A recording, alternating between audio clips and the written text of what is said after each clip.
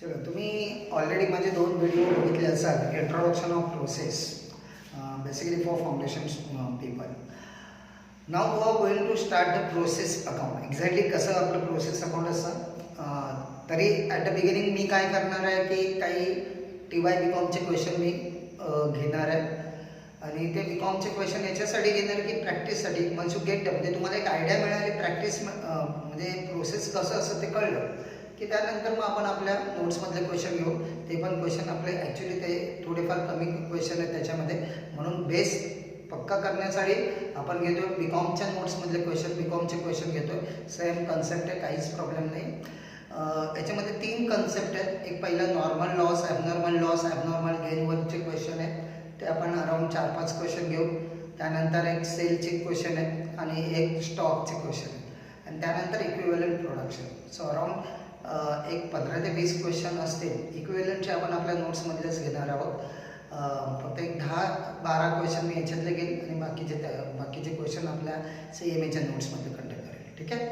हे क्वेश्चन मी तुम्हाला ग्रुपवर पाठवेल किंवा ती नोट्सच मी तुम्हाला तो टॉपिक तुम्हाला तिथे पाठवेल आणि मग त्याच्यातून तुम्ही प्रॅक्टिस करा. प्रॅक्टिसिंगसाठी once you get the idea how to do the process work, then मला नाही वाटत की त्याची गरज पडेल की तुम्हाला ते लक्षात ठेवणं. इट्स अ सिम्पल, ते प्रॅक्टिस गरजेचं आहे. म्हणजे प्रोसेससाठी कन्सेप्ट लॉजिकल असं डिफिकल्ट नाही आहे, but you need a practice प्रोसेससाठी. ओके. सो तेवढी तुम्ही प्रॅक्टिस करा. प्रत्येक कन्सेप्टचे एकूण 5-5 क्वेश्चन मी घेणार आहे. त्यातले 3 क्वेश्चन मी सोडवेल, 2 क्वेश्चन तुम्हाला सोडवायचे. म्हणजे 3-3 9 अराउंड 9 to 10 क्वेश्चन मी याच्यातले BComच्या नोट्समधले घेणार आणि त्यानंतर मग आपण आपल्या नोट्समध्ये घेऊ आणि मग इक्विव्हॅलंट. पण प्रत्येक कन्सेप्टवरचे 2 होमवर्क, 5 क्वेश्चनपैकी 3 क्वेश्चन मी इथे सॉल्व केले, 2 क्वेश्चन तुम्हाला होमवर्क देईल डेलीच्या याच्यामध्ये. 5-5 आपलं असं कव्हर करू. ओके. ठीक आहे. चलो लेट्स स्टार्ट. पहिलं आपण बघतो क्वेश्चन नंबर 1, TY BComच्या नोट्समधला क्वेश्चन नंबर 1. एप्रिल 2001ला क्वेश्चन विचारलेला आहे. The product of a company passes through 3 distinct processes to completion. म्हणजे एक प्रोडक्ट कंप्लीट करण्यासाठी त्याला 3 प्रोसेसमधून जावं लागतं. This process are known as XYZ. म्हणजे process X, process Y and process Z.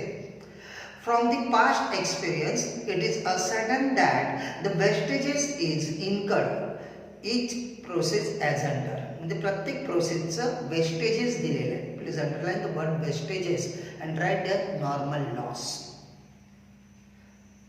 Process एक्सचा नॉर्मल लॉस आहे, पर्सेंटेज दिलेलं आहे. They are not given the amount, they are not given the unit, they are given the percentage. 2%. म्हणजे process x मधलं 2% vestiges. आता हे 2% आपण कशावर काढणार? एक्झॅक्टली इनपुटवर. Process Y 4%, process Z 10%. The wastages at each process purges scrap value. Underline the word scrap value. म्हणजे ते जे वेस्टेजेस जे आहेत ते वेस्टेजेस म्हणजे वेस्टेज युनिट जे आहेत, नॉर्मल लॉस झालेले जे युनिट आहेत ते आपण फेकून नाही देत आहेत, ते आपण स्क्रॅपमध्ये विकतोय आणि ते विकून आपल्याला पैसे मिळणार आहे. मग ते किती मिळणार आहे ते त्यांनी सांगितलंय. The vestiges of process X and Y is sold at 2.5 per unit and that of the process Z at rupees 5 per unit. The output of each process passes immediately to the next process. म्हणजे X चा output, Y चा input, Y चा output, Z चा input आणि Z चा output transfer to the finish stock. And the finished unit are processed from process Z into the stock. The following information is obtained. X, Y, Z material दिलंय, wedges दिले, direct expenses दिलेले.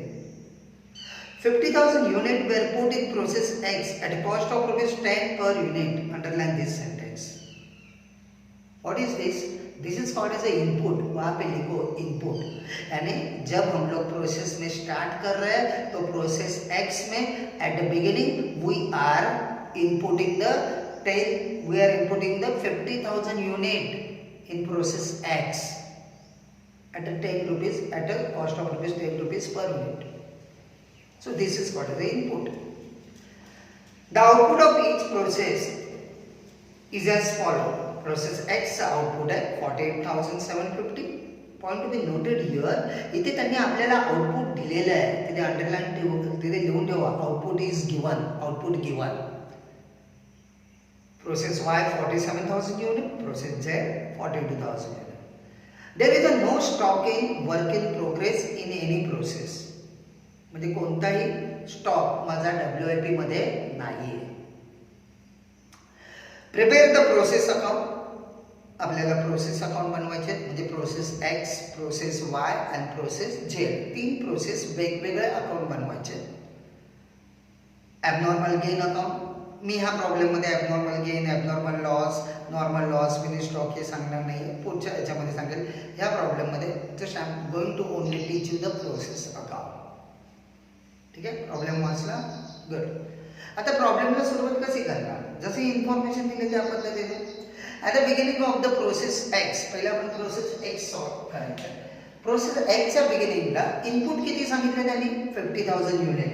So you write here to input raw material 50,000 unit. Unit कॉलममध्ये unit लिहायचे. एक unit 10 रुपयाचा, 50,000 into 10, 5 lakhs. काय doubt, good. त्यानंतर त्यांनी एक्सपेन्सेस दिले, ते एक्सपेन्सेस सॉरी पुढे त्यांनी दिले प्रोसेस Xचा नॉर्मल लॉस दिलाय, normal loss 2% by normal loss क्रेडिटला 2%. हे 2% कशावर काढणार आपण, 2% इनपुट वर काढायचं. इनपुट नेहमी लक्षात ठेवायचं, नॉर्मल लॉस आपल्याला इनपुट वर काढायचा. कशावर काढायचा, इनपुट वर. सो 50,000वर 2% काढायचा. 1% 500, 2% 1000.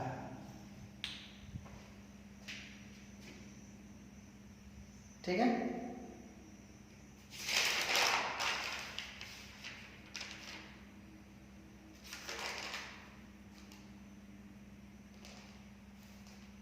ना पुढे त्यांनी काय केलं, वेस्टेजेस. आता ह्या वेस्टेजेसची आपण इथे कॉस्ट नाही लिहिता, डॅश करतो. हे पण ह्या प्रॉब्लेममध्ये त्यांनी काय सांगितलं, मी आधीच्या एका माझ्या इंट्रोडक्शनच्या प्रॉब्लेममध्ये मी दोन्ही प्रोसेस 1 आणि प्रोसेस 2 मध्ये वेगवेगळे कन्सेप्ट सांगितलेले आहेत.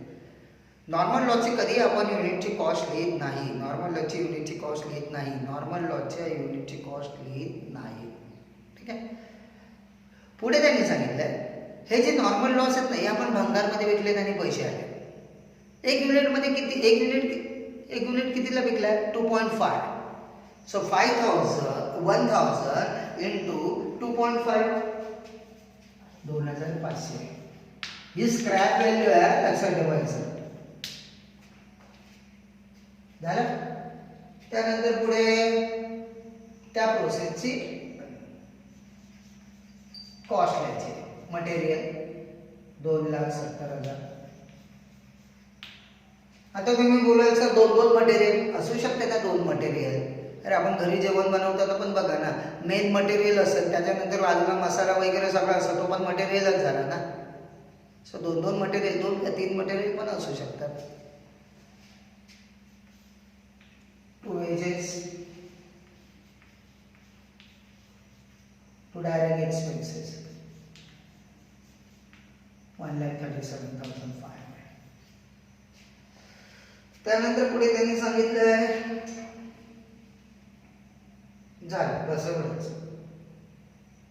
आउटपुट दिला, आउटपुट प्रोसेस Xचा आउटपुट आपण क्रेडिटला लिहिणार बाय आउटपुट. किती आउटपुट, 48,750.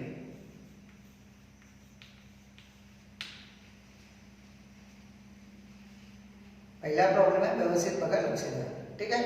झालं, आता सगळी इन्फॉर्मेशन लिहून झाली. Always first unit column close करायचा. काय बोललो, युनिट कॉलम क्लोज करायचा.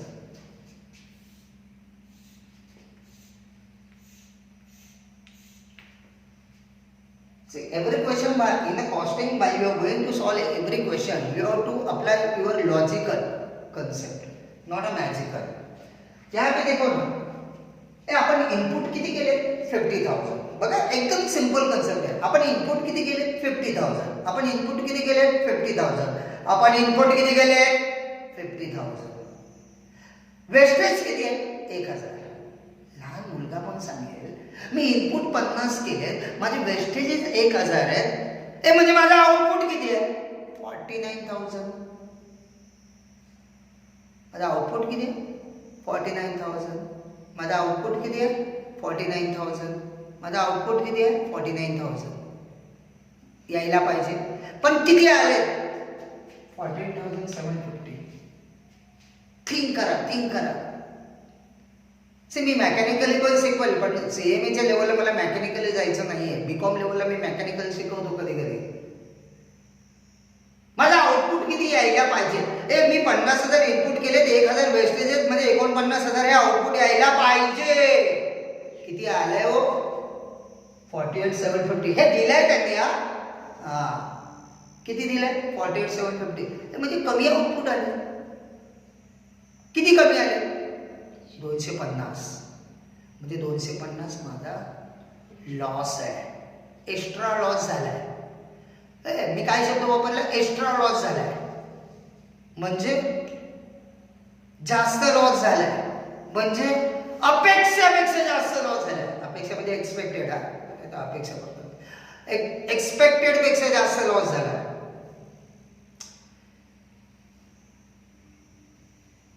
जेव्हा मी एक्सपेक्टेड लॉस पेक्षा जास्त लॉस होतो, जेव्हा मी एक्सपेक्टेड लॉस पकडतो त्याला मी नॉर्मल लॉस बोलतो. आणि जेव्हा एक्सपेक्टेड पेक्षा जास्त लॉस होतो, exactly that is called as a abnormal loss. म्हणजे माझा ॲबनॉर्मल लॉस किती आहे? 250. आता एक शॉर्टकट पॉइंट ऑफ व्ह्यू विचार करा, एकदम विचार करा. मी इनपुट किती केले? 50,000. माझा आउटपुट किती आलाय? 48,750. म्हणजे माझा लॉस किती आहे? 1250. 1,250. नॉर्मल लॉस किती आहे? 1,000. म्हणजे 250. Abnormal loss. कळलं? नाही कळलं तर मग simple logic. Unit column close करा. 50 मधून 48, 750 गेले. 1,250. 1,000 गेले. 250. हा जास्तीचा लॉस बाय ॲबनॉर्मल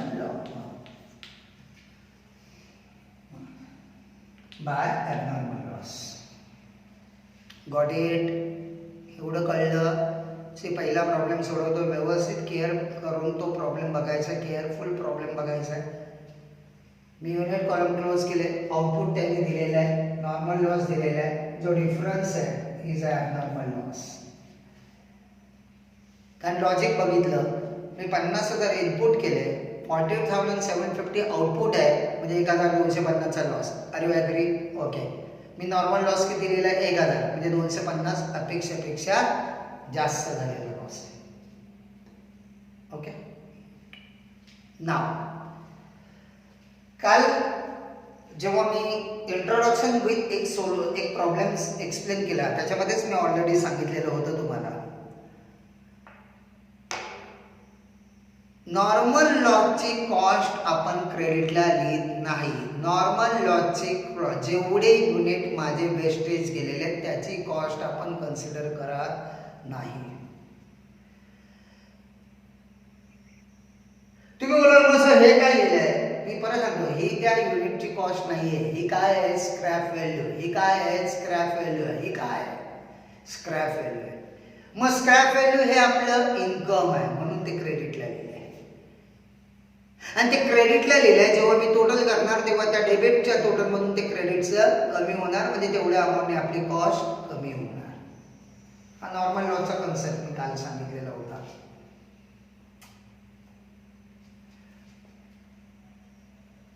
सर 250 ची कॉस्ट लिहायची की नाही लिहायची?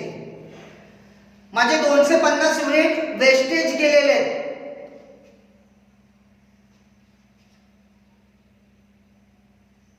माझे 250 युनिट वेस्टेज गेलेले आहेत. मग याची कॉस्ट लिहायची की नाही लिहायची? यस, याची कॉस्ट लिहायची.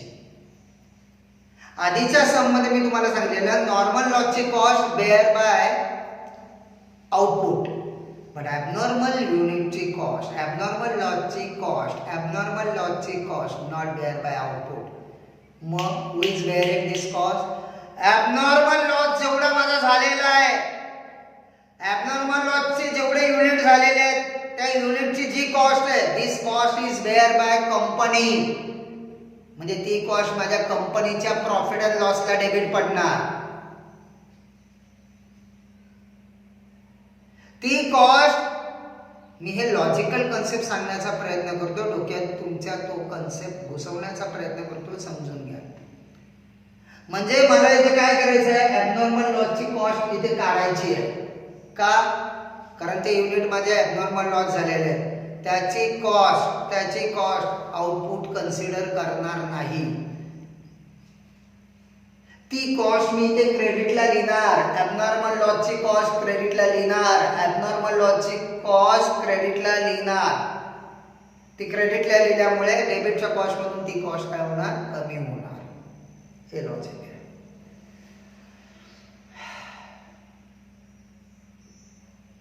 आणि ती कॉस्ट इथे क्रेडिटला लिहिणार. त्याचं लॉजिक काय, क्रेडिटला लिहिल्यामुळे ती डेबिटच्या कॉस्टमधून त्याची क्रेडिटची कॉस्ट काय होणार, लेस होणार. ठीक आहे. पहिला प्रॉब्लेम आहे म्हणून मी अगदी स्लोली आणि कन्सेप्च्युअल सांगतोय.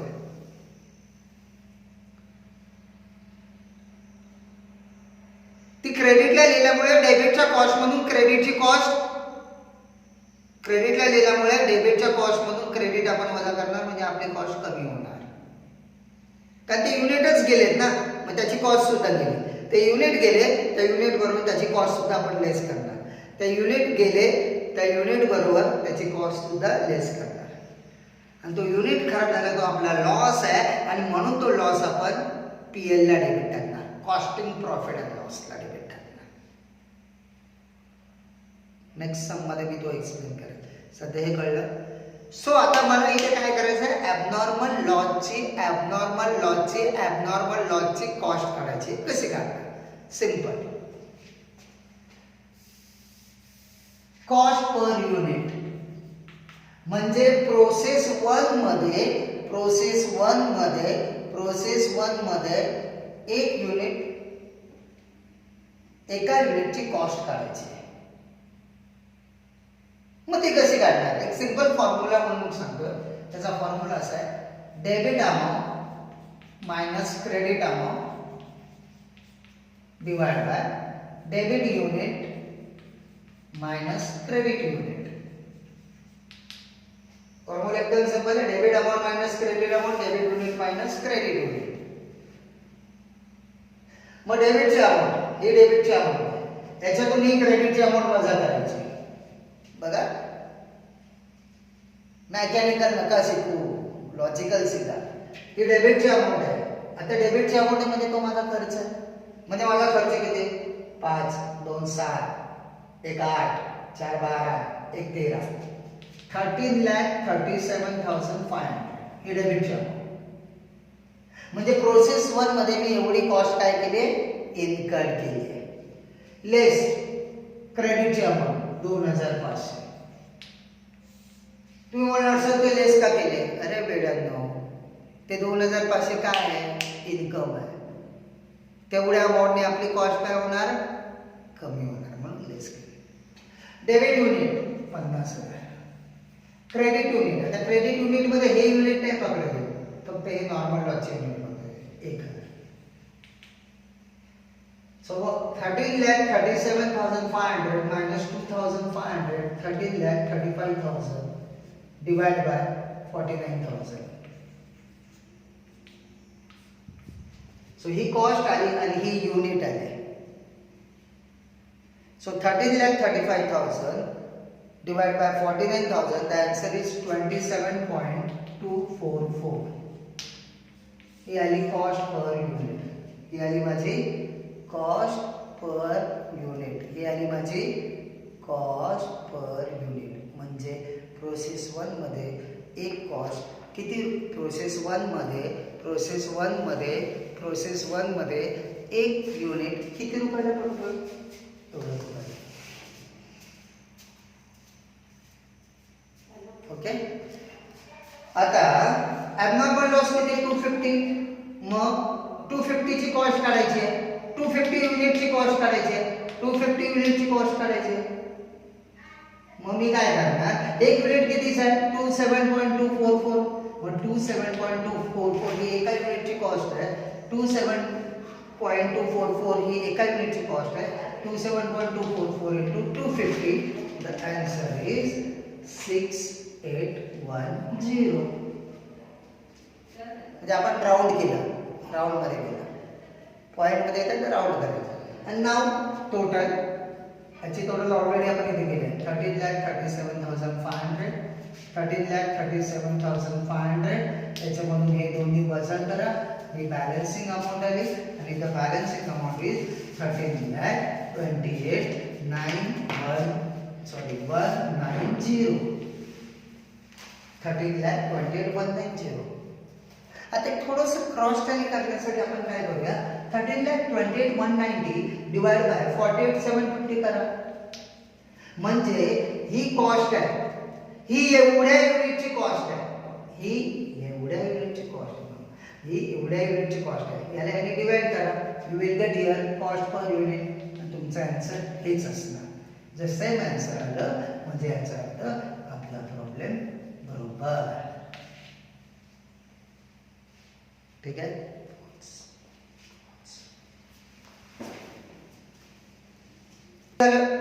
सो हे झालं माझं प्रोसेस वाय, प्रोसेस एक्स. ठीक आहे. आता प्रोसेस वाय, प्रोसेस एक्सचं जे आउटपुट आहे become the input of process Y. So to input from process Y, 48,750, 13,28,190. Now process Y. आता प्रोसेस वाय चे वेस्टेजेस किती आहे, 4%. 4% normal loss by normal loss. This is a unit column and is a rupees, unit and rupees. So normal loss कितना है 4%. 4% input का, input कितना है 48,750, इसका 4%. सो 48,750 का 4% आता है 1950, और इसका एक यूनिट हम लोग स्क्रैप में बेच रहे हैं. कितने में बेच रहे हैं 2.5. सो 1950 into 2.5 4875 झालं. त्यानंतर मग प्रोसेस वाय ची cost, material 2,60,000, wedges 2,40,000, direct expenses 1,45,000. Okay. अजून काय नाही. आउटपुट दिले त्यांनी, प्रोसेस वायचं आउटपुट दिले. So you write here by output transfer to process Z. कितना है 47,000.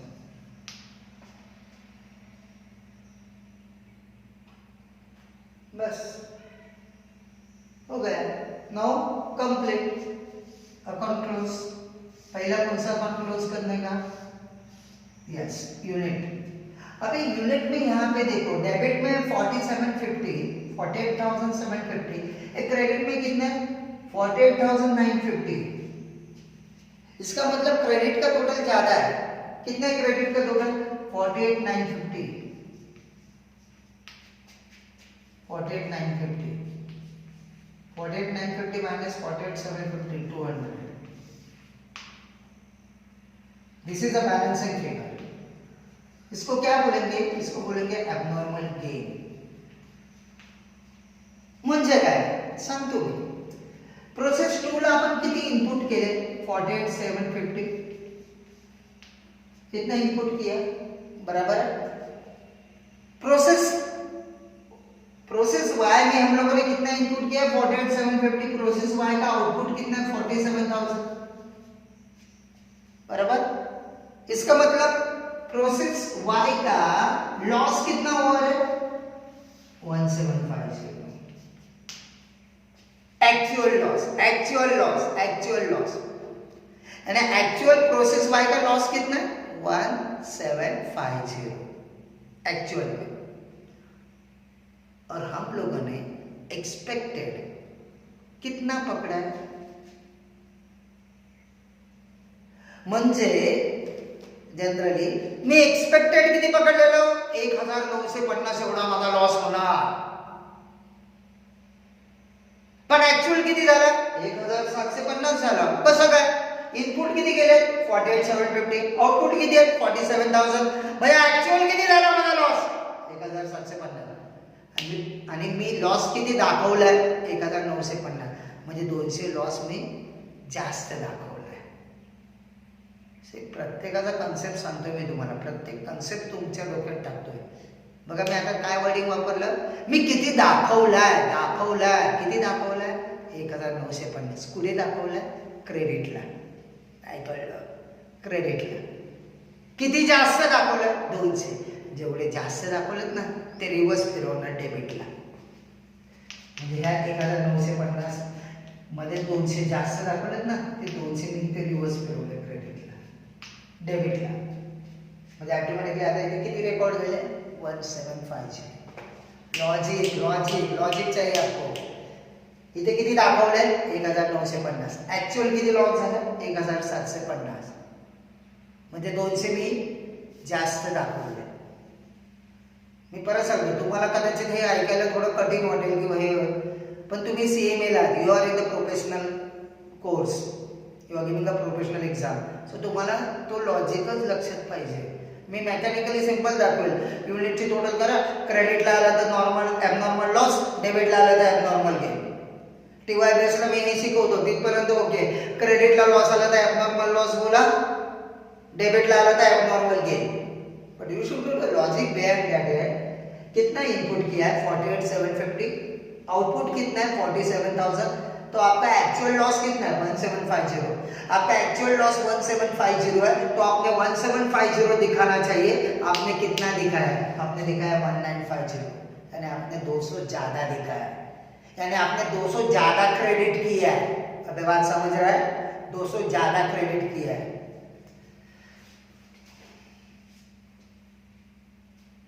आणि म्हणून मी ते 200 जास्त क्रेडिट केलेत ना, त्याला मी डेबिट करणार, म्हणून ते डेबिटला कळलं.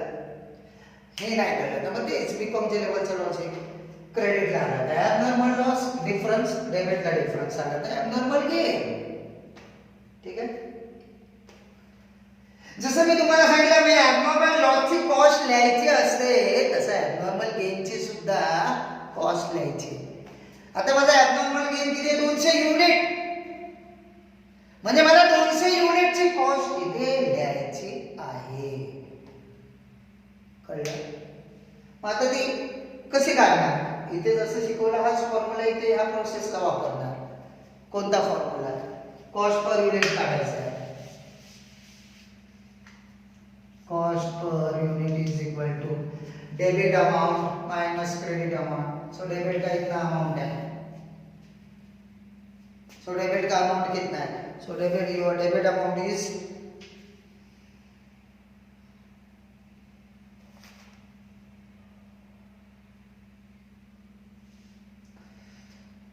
1,328,190, 13,28,190 plus 2,60,000 plus 2,40,000 plus 1,45,000. सो आपका डेबिट का अमाउंट है 19,73,190 minus 4875 upon debit unit minus credit unit. Debit का यूनिट है 48,750 minus credit unit 195. So 1973,190 minus 4875, 19,68,315 divided by 48,750 minus 1950, 46,800.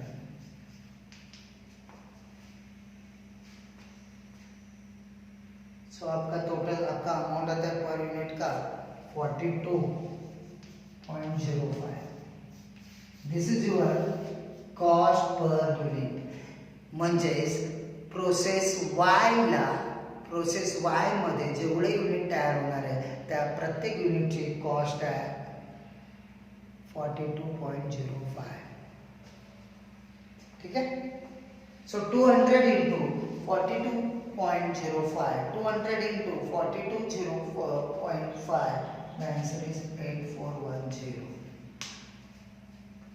थोडं राऊंड केलंय ते फिगर मी. त्यानंतर मग याची टोटल करायची. आता याची टोटल किती येणार, तुमची टोटल येणार याचे 19,73,190 हे ऑलरेडी आपण काढलेली आहे प्लस 8410. So 19,81,600 minus 4875 19,76,725. आता आपलं आन्सर म्हणजे हे आले आपल्या आउटपुटची अमाऊंट, म्हणजे आपल्या आउटपुट 47,000 आहे, त्याची कॉस्ट एवढी आहे. म्हणजे ह्या सेकंड प्रोसेसमध्ये आपण एवढे युनिट बनवले त्याची कॉस्ट आहे एवढी. क्रॉस चेक करायचं आहे तर ह्या कॉस्टला एवढ्या युनिटने डिवाइड करा, will get the cost per unit बरोबर 42.05 हे येणार आन्सर. ठीक आहे. काय डाऊट याच्यामध्ये? Now process Z. The process Y का output become the input of process Z. So right here to input from process Y. Output कितना है? Input कितना है? 47,000 unit, 19,76,725, 19,76,725. Then write the normal loss. By normal loss कितना है normal loss? that में the percentage 10%, 4,700. The scrap value is rupees. Z का scrap value है 5 rupees, so 4,700 into 5, the answer is 23,500. हो गया. इनपुट लिखा, नॉर्मल लॉस निकाला, बाद में एक ये प्रोसेस का एक्सपेंसेस 1,20,000 लेबर और वेजेस व्हाटएवर 1,30,000 एंड 1,80,000 ओवरहेड. बाद में बस हो गया. आउटपुट दिया है बाय आउटपुट कितना है? आउटपुट प्रोसेस जेड का आउटपुट है 42,000. Now close. फर्स्ट कौन सा कॉलम क्लोज करेंगे आप? Unit column. 47 डेबिट में 47 में से 42 गया, 5 में से 4,700 गया, 300 बाय एबनॉर्मल लॉस. क्रेडिट में डिफरेंस आएगा तो एबनॉर्मल लॉस, डेबिट में आएगा तो abnormal gain. Now you have to find out the cost of the abnormal loss. जितना यूनिट आपका लॉस में गया है 300 यूनिट का कॉस्ट लिखने का है यहाँ पे. How to find out? First find out the cost per unit. How to find out the cost per unit? Debit minus credit. So debit का कितना आता है टोटल? वो पहले अपने को 24,06,725. 24,06,725 माइनस क्रेडिट का कितना है 23,500 डिवाइड बाय डेबिट कितना है 47,000. एक बार इसका प्रॅक्टिसिंग हो जाएगा तो यू विल कॅल्क्युलेट फास्टली. हेच महत्त्वाचं आहे, हेच कॅल्क्युलेट करायला तुम्हाला जमलं पाहिजे. वजाबाकी करून 23,83,225 divide by 47 minus 4,700 42,300. So this divided by this आपका आंसर आता है 56.3410. 56.3410. This is your cost per unit. And 56.3410 into 300 round figure किती होते 16,900. कसं आहे माझ्याकडे थोडा कॅल्क्युलेटरचा प्रॉब्लेम असल्यामुळे कधी कधी माझी टोटल चुकू शकते. सो ॲडजस्ट करून घेत जा. आता इथे 16,902 आले पण मी राऊंड फिगर 900 घेतले आहे. चालतंय हो चालतंय सगळं नाही चालतंय. 24,06,725 2406,725 माइनस ये दोनों, वो दोनों माइनस करने के बाद हम हो गया 23,66,325 23,66,325 and you can cross verify 23,66,325 divided by 42,000.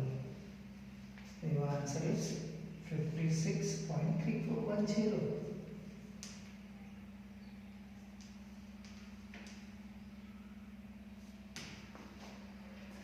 आणि इथे आपला प्रोसेसचा पहिला प्रॉब्लेम, बेसिक प्रॉब्लेम संपला.